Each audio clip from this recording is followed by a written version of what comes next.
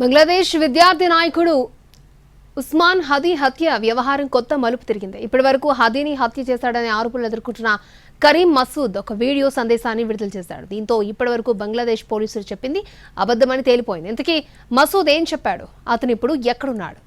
బంగ్లాదేశ్ విద్యార్థి నాయకుడు ఉస్మాన్ హదీ హత్య కేసు ఊహించని మలుపు తిరిగింది. హదీ హత్యతో తనకు ఎలాంటి సంబంధం లేదంటున్నాడు ఆరోపణలు ఎదుర్కొంటున్న కరీం మసూద్. ఆ పని చేసింది రాడికల్ గ్రూప్ అని తెలిపాడు.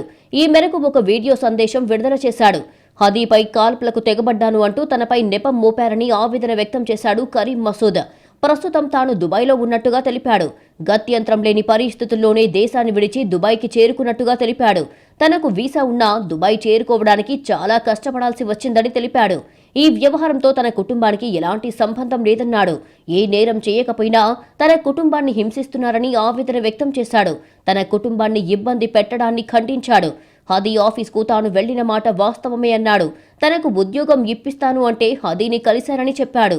హదీకి 5 లక్షల టాకా ఇచ్చారని తెలిపాడు.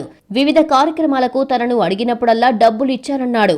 హదీ జమాత్కు చెందినవాడని, అతన్ని చంపింది కూడా జమాత్ వర్గాలే అన్నాడు. మొత్తానికి మసూద్ వీడియో సందేశంతో హదీని చంపింది ఎవరు అనే విషయంపై మరింత స్పష్టత వచ్చింది. హదీని భారత్ చంపించిందని, హంతకుడు భారత్లో ఉన్నాడు అంటూ బంగ్లాదేశ్ పోలీసులు చెబుతున్నది కట్టుకథ అని తేలిపోయింది. ఉద్దేశపూర్వకంగానే నెపాన్ని భారత్ పైకి నెడుతున్నారనే విషయం స్పష్టమవుతుంది.